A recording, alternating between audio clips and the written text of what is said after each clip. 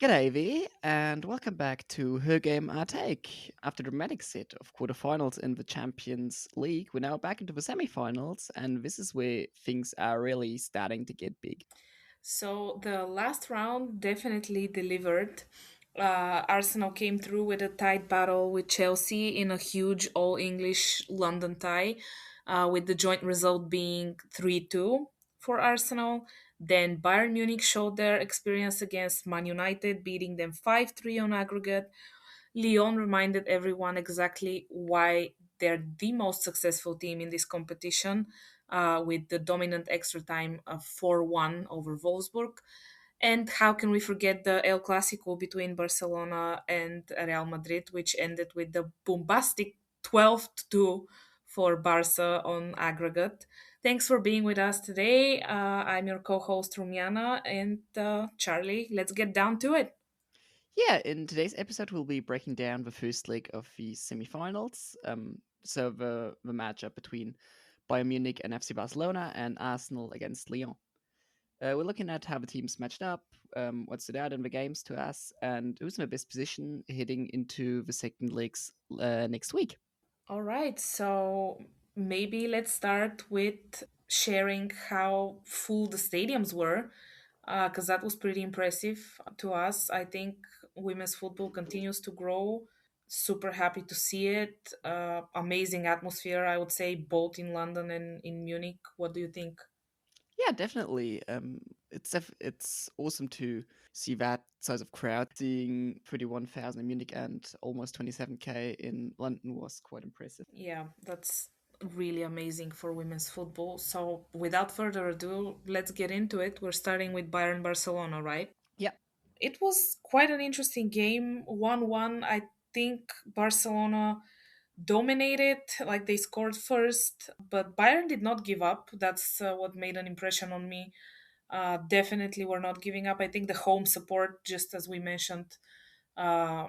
mentioned just now, was very important for them. And I think actually that helped them maybe to like not lose. Um, Franziska Ket, definitely central figure of the match. She scored the equalizer after the. So the first goal was for Barca. It was Eva Pajor in the 8th minute. So right first 10 minutes we were already getting some action. So yeah, Ket scored the equalizer for Bayern in the 69th minute. But Bayern had a send off. So Bayern had a red card in this game. For actually, was it a similar situation of hair pulling? I think we in the previous Lou episode McKay we and discussed. Thompson. Yeah, Oh, exactly. yeah, Yeah, we discussed something very similar. Now we have it again. So we had a player being sent off, but this time someone was sent off actually, Charlie, because last time there was a controversy. yep. Um, Very important that Clara Buell is back. We discussed this last time because last time she was missing for Bayern. Super important player for Bayern, and good for them that she's back pretty much. So maybe now you can tell us more how you saw the game tactically. Yeah. Also, worthy to note that Josep Alcalá, Bayern's head coach, got sent off as well in an act of solidarity because he complained too much after the card. And also Bayern's like managerial level were not happy with the card. I remember the an interview where oh god, I forgot the Bayern manager's name unfortunately, where she complained about it and talked about how Bianca Rich, sorry, where Bianca Rich complained about how it shouldn't be a red card because clearly Ket was reaching for the other player's jersey, which still would be a foul, but only a yellow. And so it shouldn't be sanctioned with a red card, which I think is complete bullshit.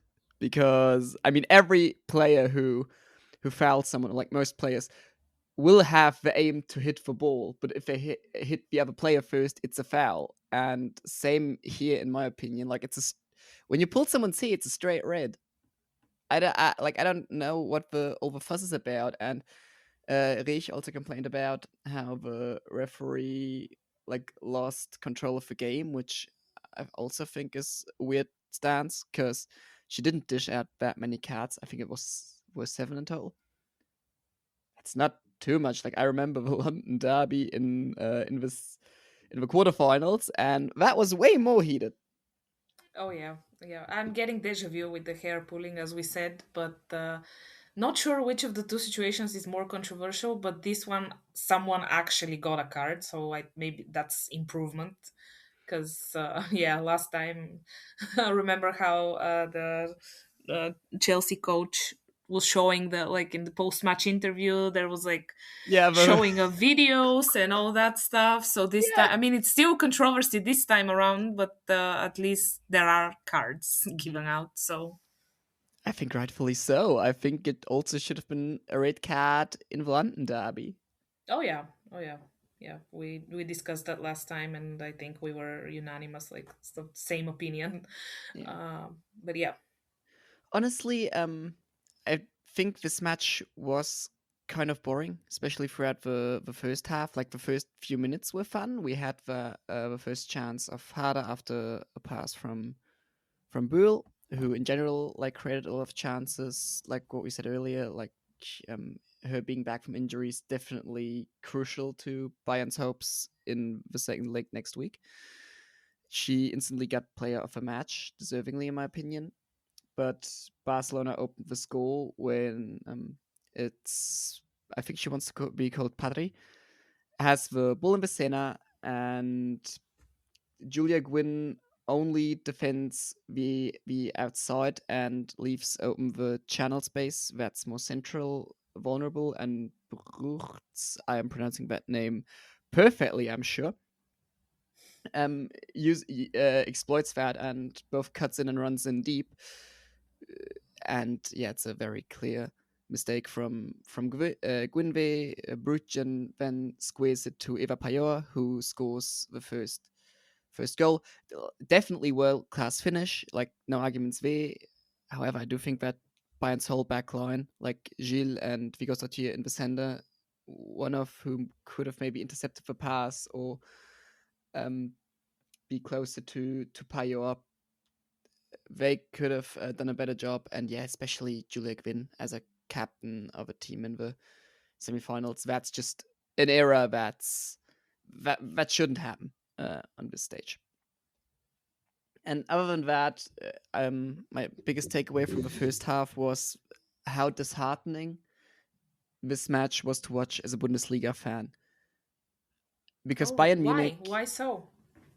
Bayern Munich is the dominant force in Germany, like no doubt about it, and it's very clear. But they haven't dropped points since the first match day. They had a draw against Carl Zeiss Jena on the first week, and ever since then they've won every single match, and it's not even close. Like like most matches, even when the scoreline's close, when you watch the match, it's pretty clear that Bayern is the better team by a country mile, and they thrash literally every single team in this league.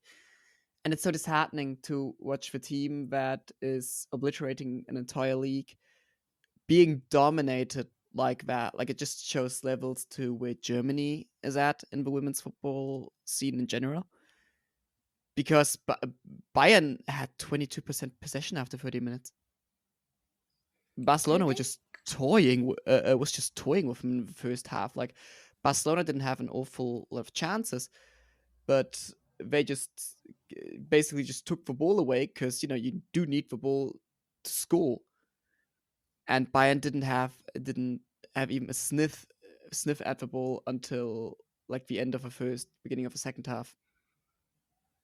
And yeah, yeah, I was gonna that ask was you, pretty do you disheartening. sorry for interrupting you. Do you think this gap in quality that you just described, is it a gap in quality or in something else, like between women's football in Germany and in Spain? Both. I do believe that women's football is better funded abroad. That's definitely part of it. And I don't necessarily mean Leg in terms of in Germany you say Steine und Beine, so legs and stones, meaning infrastructure. And I do just Mm. think that the infrastructure abroad is way better, and they can like develop young talents in a way that Germany can't, because of like the lack of decent training facilities in the women's game. Like when you look at the German national team, for example, and how many of those players are from the same three smaller clubs. Like most of them are from either SGS Essen, from Freiburg, or Potsdam. And those three clubs do an amazing job at youth development, especially given their size, because none of them are a dominant force. But it just shows how the talent development is just falling behind in Germany. And like it's obviously a bit fast to talk about an entire league like that after one season, and we mustn't forget that Wolfsburg was in the final last year. Still, they didn't have an awful lot of German players in that squad. But when you see it against the best team in the world, it is a harsh comparison. And like this feels even more disheartening for some reason than the 9-1 last October, when Barcelona thrashed Bayern 9-1. Mm. Because like there you can like say, yeah, it's the not group stage anymore, but like the beginning of the competition, and they are not necessarily bringing their A game, and they will be at a different point physically and mentally come April. Now it's April, and Bayern put up a good fight, but yeah, I'm just a bit disillusioned. Yeah, that's sad to hear.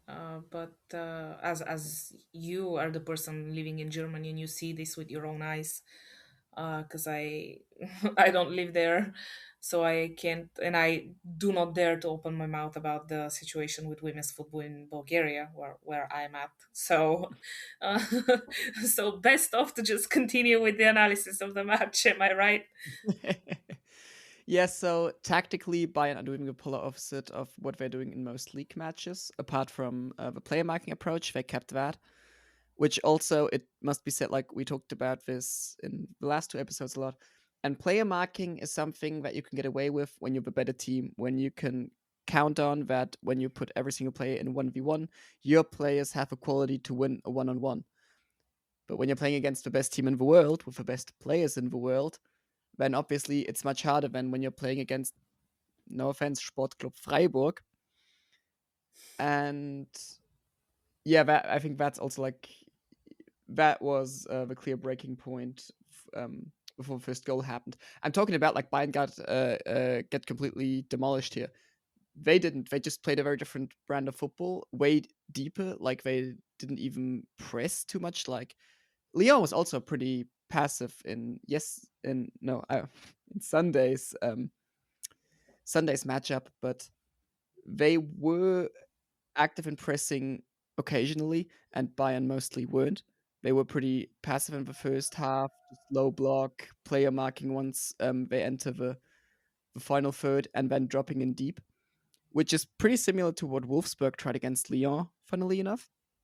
And it's just when you watch Bundesliga, like Bayern dominate. Bayern basically play like Barcelona did against them on a week for week basis, and it must be said for like a tactical shift that radical. They did a pretty good job.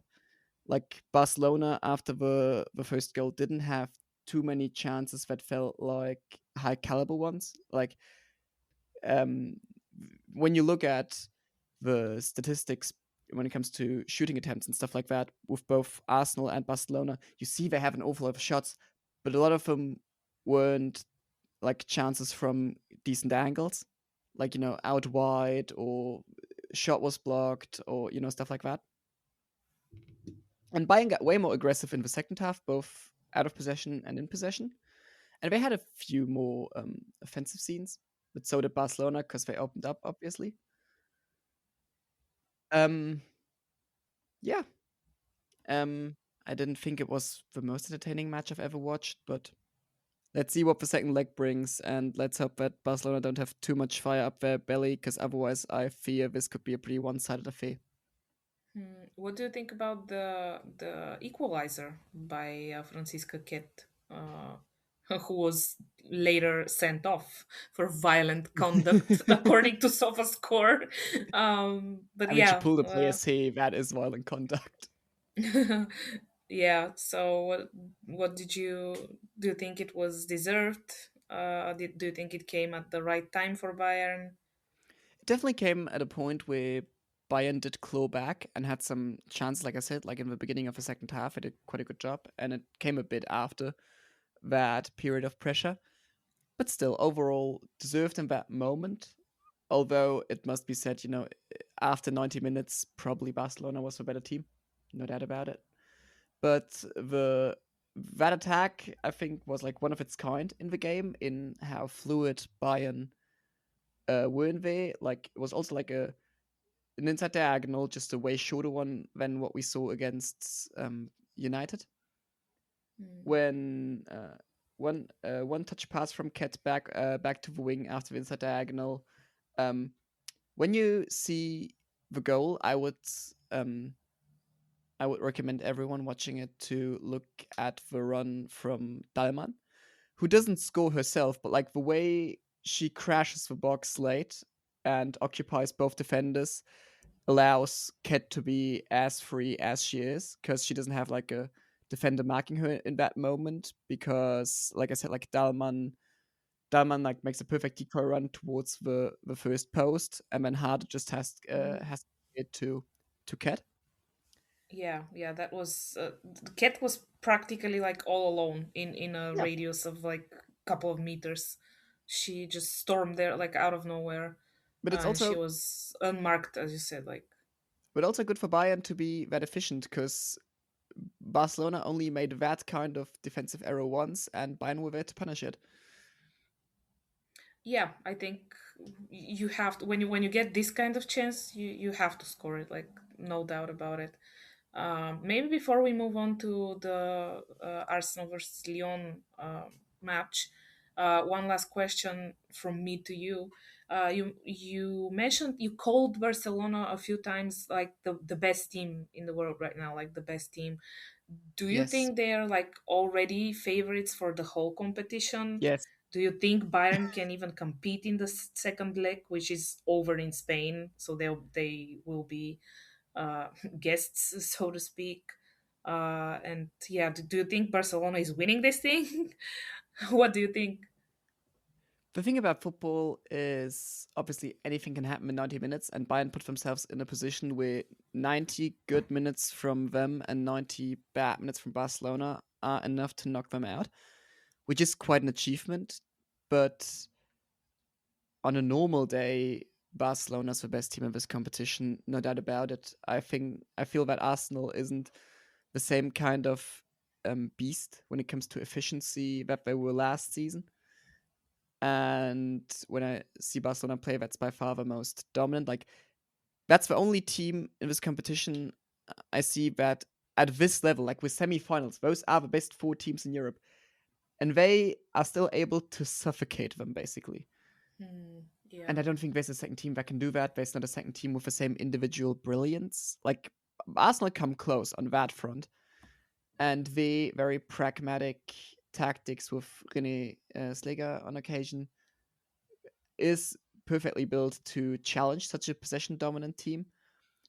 But I think on a normal day, Barcelona are the very clear favorites.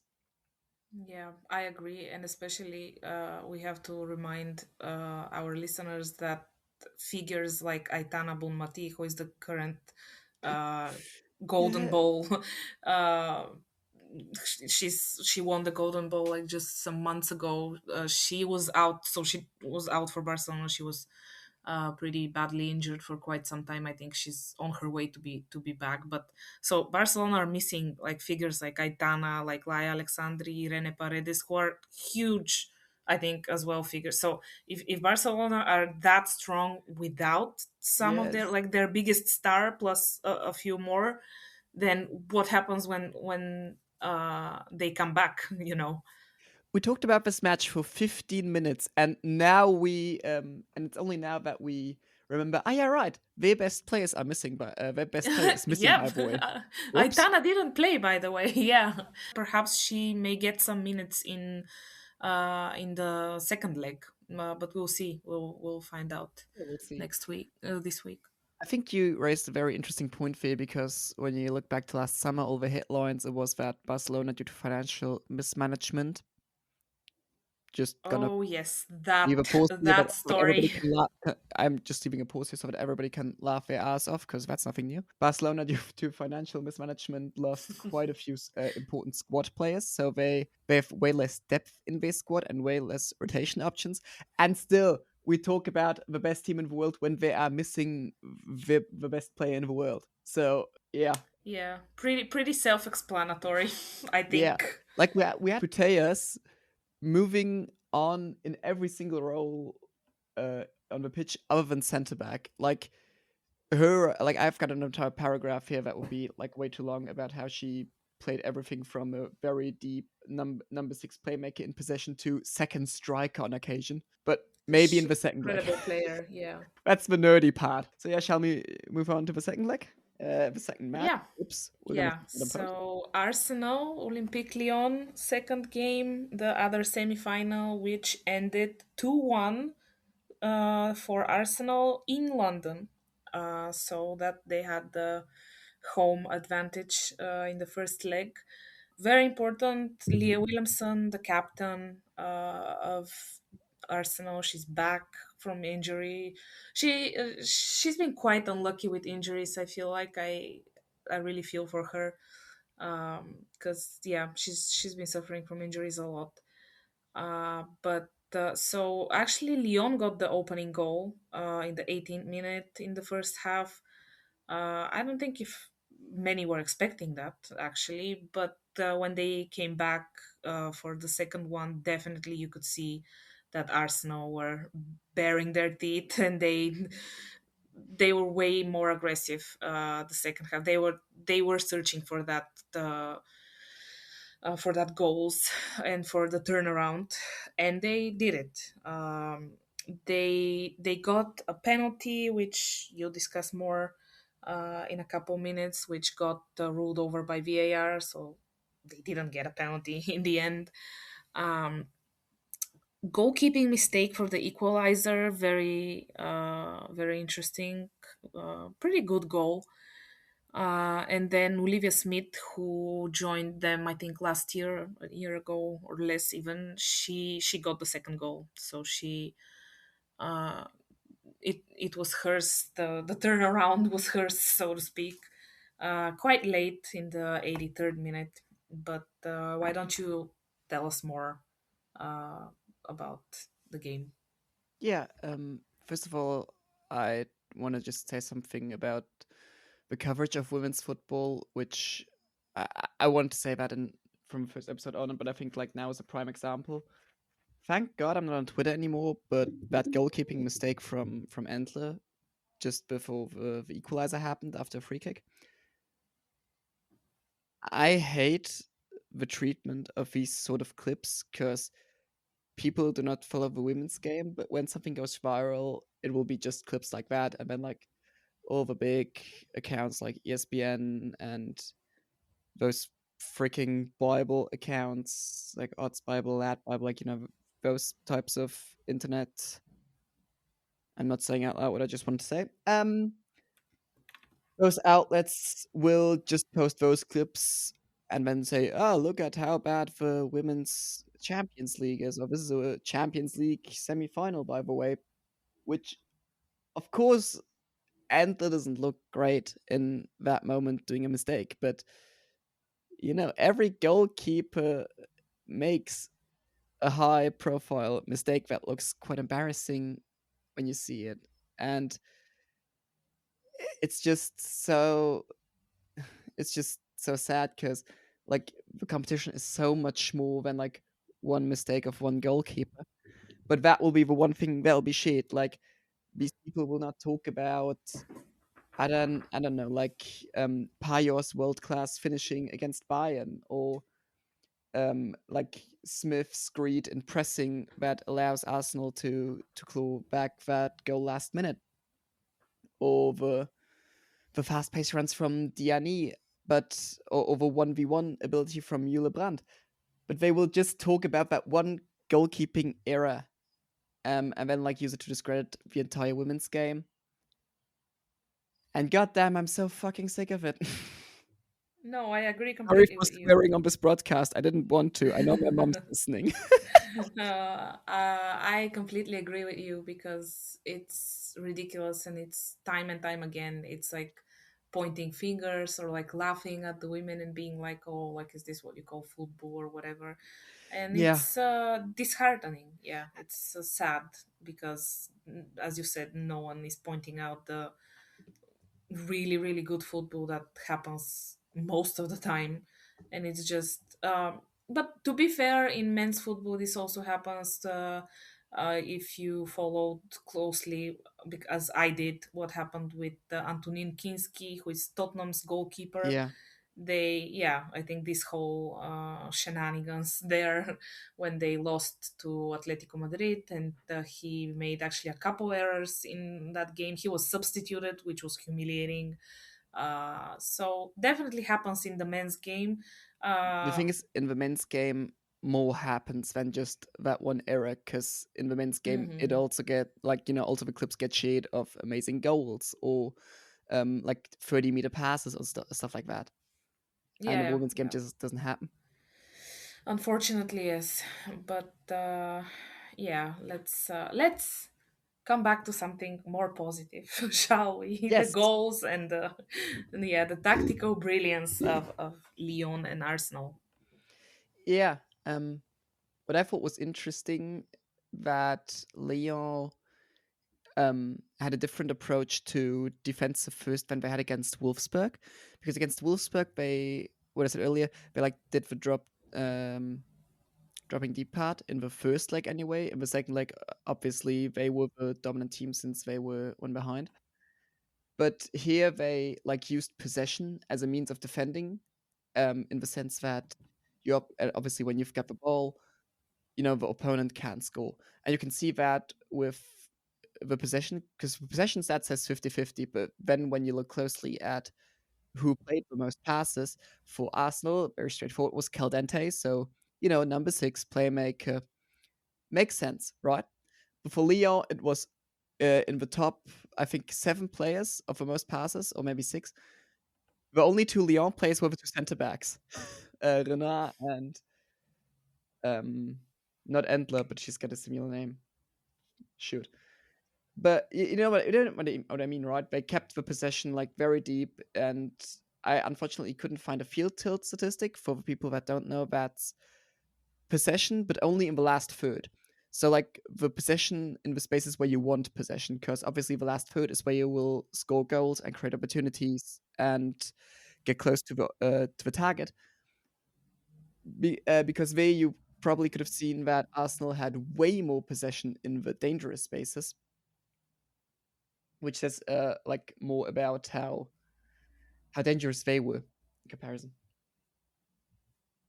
Like long story short, like it was basically Lyon. It was basically defensive possession.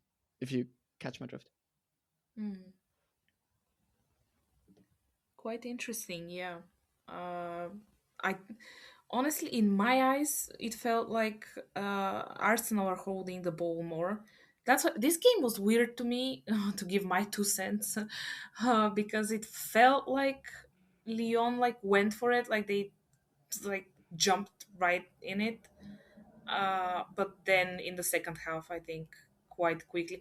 I think maybe the goalkeeper was also quite disheartened by the mistake, and then like the tempo, and then just in general dropped after that. Like after the equalizer, it feels like something shifted, but I don't know. Yeah, That's just me. probably. I mean, also like a number of ex players have said that it obviously feels different when you've got a goalkeeper behind you that that is 100% reliable, and as a Mm. defensive player, you know that you can make mistakes because we're worst case scenario, you still got, for example, Ann-Kathrin Berger in goal. But when you've got a goalkeeper who's just had like such a crushing mistake that probably really did something to her confidence, obviously you also have less confidence in her consciously or subconsciously as a defender. For sure, for sure. Uh, yeah. Yeah. What I want to say, also like an observation, is that in general, the game got a lot more hectic in the second half, both in terms of like that both teams were more direct in terms of trying to create goal scoring opportunities, and also they were more aggressive, which led to more chances. Like I think the second half was so much more entertaining than the first half from a like shots on target perspective. Oh I also yeah, thought yeah. that Katoto subbing in was quite important for Leo because she provided like a focal point up front, which was always a physical presence and a headache for Arsenal's defenders. And also, in general, I've thought it was interesting that Leo tried to build up quite aggressively in the sense of like normally you've got 5 players in build up. Like it's either 3 at the back and 2 on the number 6, or like 2 in the back and 3 around the number 6 defensive midfield position. And in some phases, like Arsenal like to do that. We've got a 3-1-2, so that like they create triangles instantly. But then you have to be more ambitious in passing because obviously you've got 2 passing outlets that are longer passes than the short one. Long story short, Leon's build-up in the first half was partially a 2-1, and all of the rest of the squad was just pushing up high, and like even the fullbacks were higher than the number 6 in possession, which basically means that they were all searching for a deep ball, for long passes, and to basically to not hold the ball too long in behind when possible, which obviously didn't work an awful lot because Arsenal just blocked the passing lanes, which led to the 2 center backs having Engen and Renard having the majority of the passes on Lyon's side. I thought that was really interesting, like this aggressive tactic. Um, Johannes sometimes came back when needed, but only like when they were stuck and Renard and Engen were just completing passes with one another and didn't have another outlet.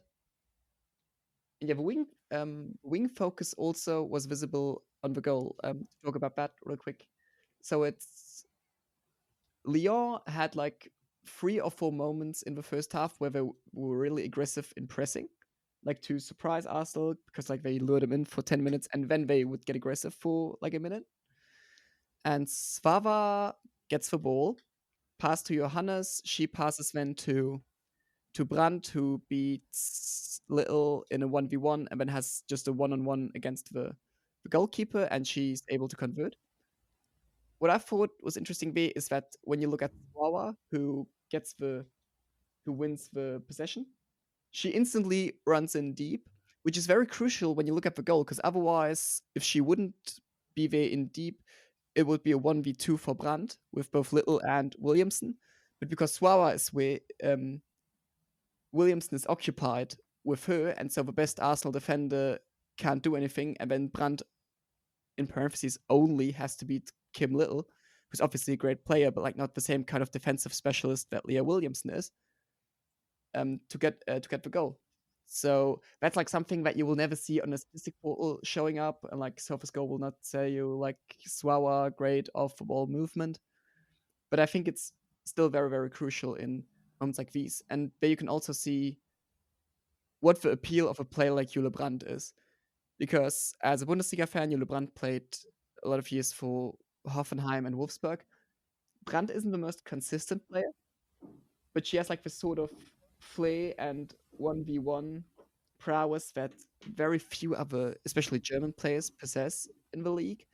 And so she is always like a great chaos player.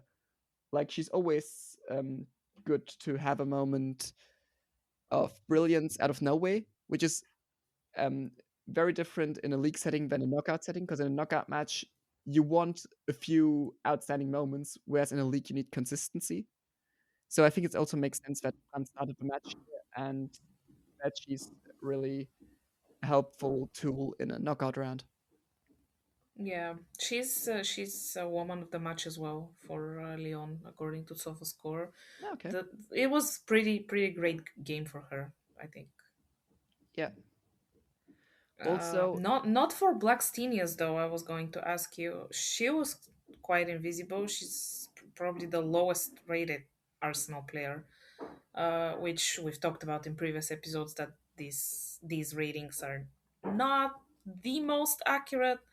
but still quite invisible. I think she, because in previous games she was involved in situations, but this time around not really. Yeah, you could see that she tried similar things like she did against Chelsea. She also drifted a lot on the wing and then giving Russo time to and space to push up through the center. Just here, her compatriots weren't able to find her as often with passing, and she made like a lot of deep runs and like decoy runs that weren't that like aren't as visible as like for example a goal or a shot, but also like runs where she put herself in a decent position, but her teammates didn't find her the same. But also, yeah, I think she had like a really mixed game because while it is like important tactically sometimes, also sometimes there was a focal point missing up front for Arsenal, and when Blackstone is like shifting out on the wing, then obviously you're missing that, and yeah, leaving Russo with too many pieces to pick up. Yeah, but Russo ended up in the team of the week as well, so it paid off. Her efforts paid off, so to speak. Maybe it would be interesting for our listeners to hear who who is in the team of the week between those two semifinals. So I'm gonna read them out real quick.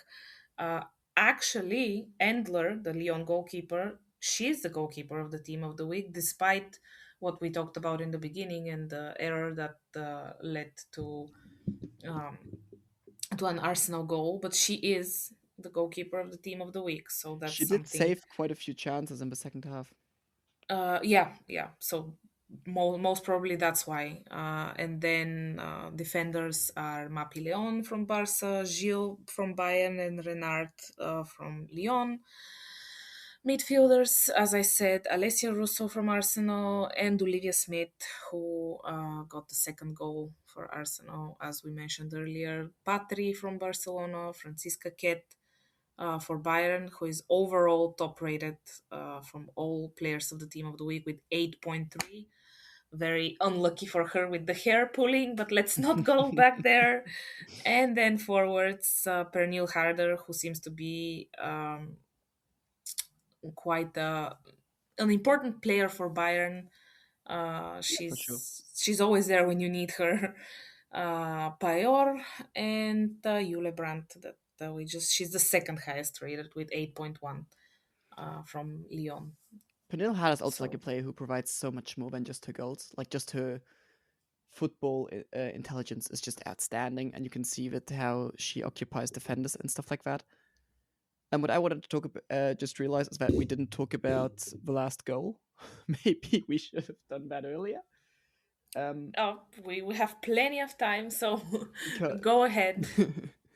because both number sixes in this game had like a howler of a back pass. The difference being that it wasn't punished the same for Arsenal because there was in the 66th minute, I believe, there was a back pass which ends up in the feet of Diani, who then sprints in behind and just hits the crossbar. And then in the 83rd minute, also a back pass from Heaps. Engler isn't able to control it, and Leia is rushing out and try to save it, and then Olivia Smith just rushes in way in between and gets the ball just between the center back and the goalkeeper, and then just has to convert. I think it talks volumes about like the mentality, and the mental sharpness at this level. But after 83 minutes, like an attacking player is still focused enough and also has the stamina to still run to every open ball available. Which Oh I know yeah. it's like a very, how do you say it, like Stammtischweisheit in German, like somebody that like everybody should know. Like, yeah, of course, it's like elite level football, but still, I thought that what is just a killer mentality there. Oh yeah, she's been waiting for her moment to shine. I feel like, I Yeah, think she came from Liverpool. I remember when the she transfer did. Yeah, happened. Yeah, because I think, if I am not mistaken, that she was at the time the most expensive transfer in women's football. I'm not Could sure be. if I'm mistaken, I'm not or sure, but like she did cost one over of a the most million. expensive. Yes, so I remember a lot of outlets reporting on that, and I think for her time, like a year ago, or less than a year ago, it was maybe in September. I want to say August or September last year, but yeah, she was quite an expensive signing, if not, I think probably the most expensive in Arsenal's history overall. But I'm glad to see that she is paying off, so to speak, in that way. I'm sure she's happy with that, and like with getting a goal, obviously, as well. Yeah, do you have anything to add to the game? Um, Not really. Maybe let's do our usual and try to see in the future and who will win the second games. So share our predictions. For me, the final looks like our favorite, my personal favorite, Barca versus Arsenal. That's how I feel like it's gonna go down.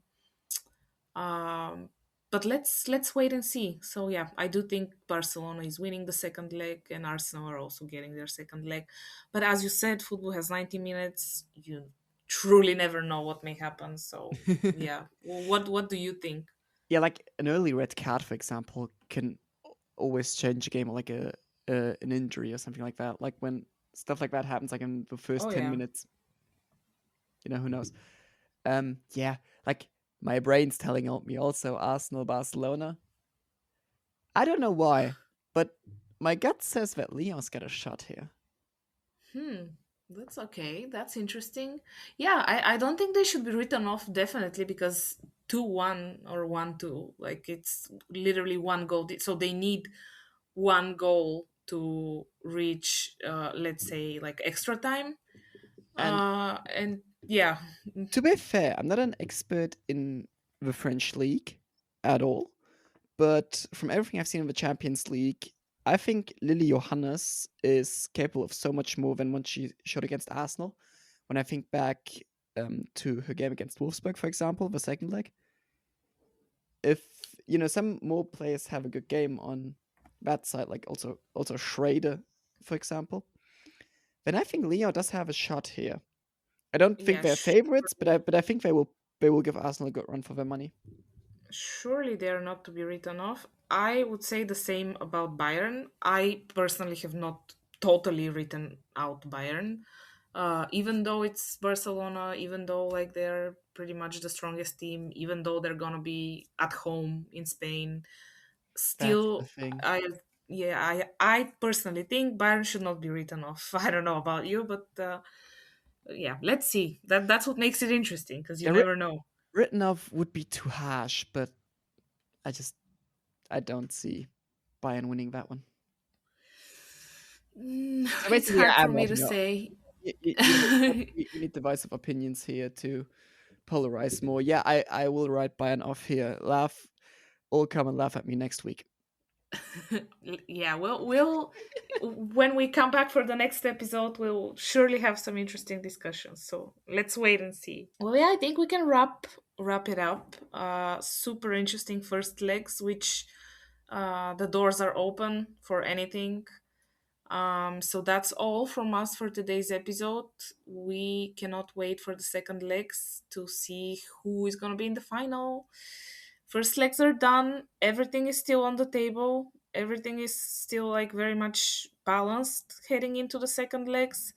As you said, it feels like any small moment, anything that happens in those second legs, be it a card, an injury, a penalty, a something, could be a decider. So I think we have plenty more drama to come. So let's wait and see some few days, and we'll be back. Yeah. Thanks for tuning in, and we'll see you after the second leg. Bye bye.